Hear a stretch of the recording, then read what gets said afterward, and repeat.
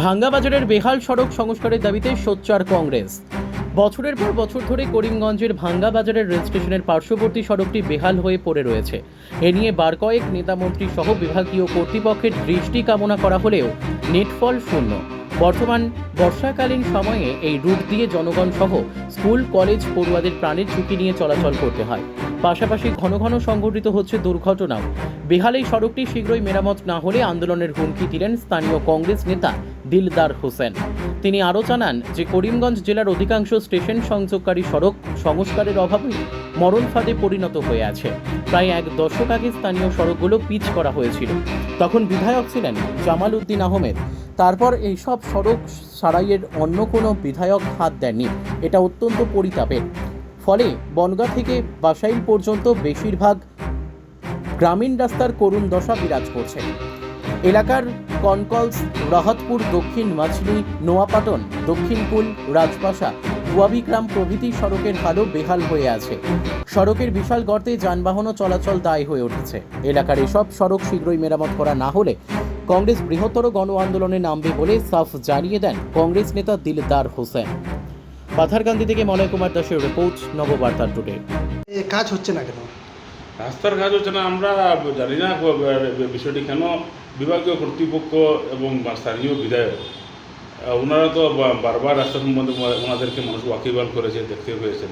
আমরা দেখতে পেয়েছি বিগত সদ্য সমাপ্ত লোকসভা নির্বাচনের প্রাক মুহূর্তে তো ওখানকার স্থানীয় বিধায়কের প্রতিনিধি ওই রাস্তার ফাউন্ডেশন দিয়েছিলেন, কিন্তু রাস্তাটার ফাউন্ডেশনই শুধু দেওয়া হয়েছে, কিন্তু এখন আমরা কাজের কোনো গতি লাভ করতে এখন পর্যন্ত দেখি নেই এই অঞ্চলের মানুষ। তো যেহেতু ভালো একটা সিজন যাচ্ছে, এই সিজনে যদি কাজটা হয়ে যেত তাহলে কি মানে কত তাড়াতাড়ি হতো?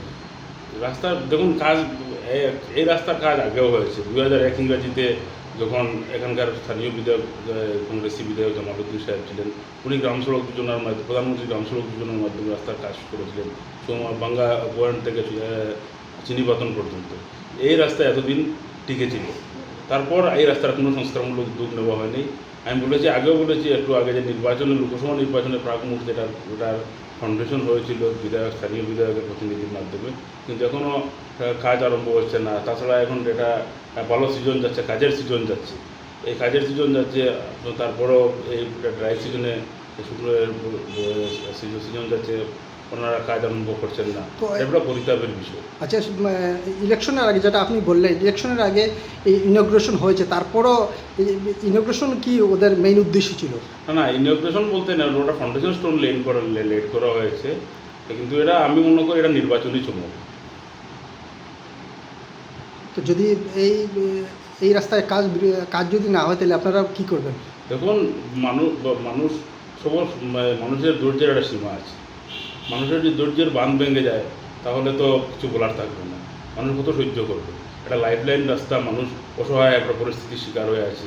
স্থানীয় যিনি বিধায়ক আছেন, ইনি বিধায়ক নির্বাচিত হওয়ার পর অসুস্থ হয়ে ওনার ঘরে আছেন।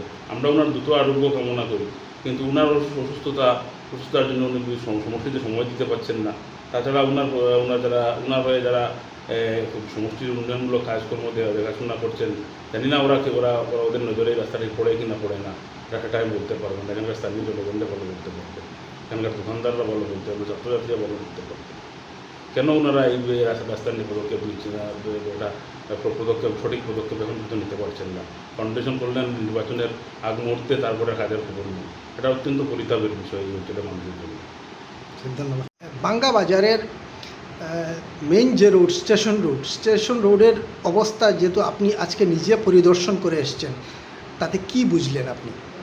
দেখুন, এই বাঙ্গা বাজার রোডটা, যেটা বৃহত্তর বাঙ্গা অঞ্চলের জন্য একটা লাইফলাইন রোড বলা যায়।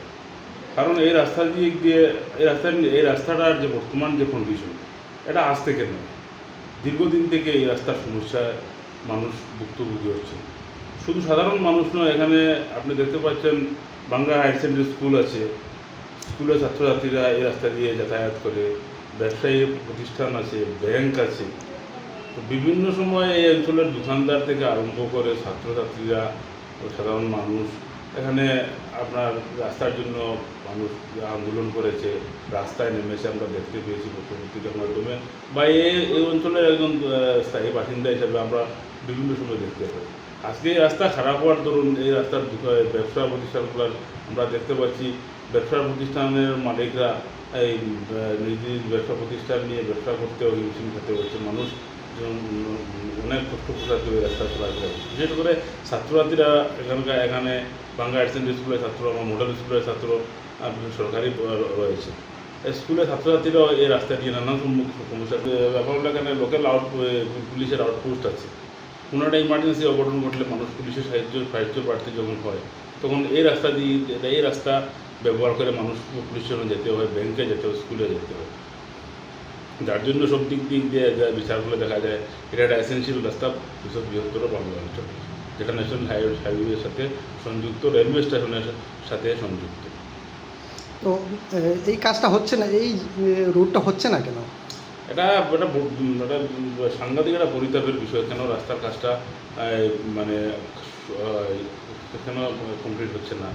আমরা 2001 সালে যখন বদরপুর থেকে কংগ্রেস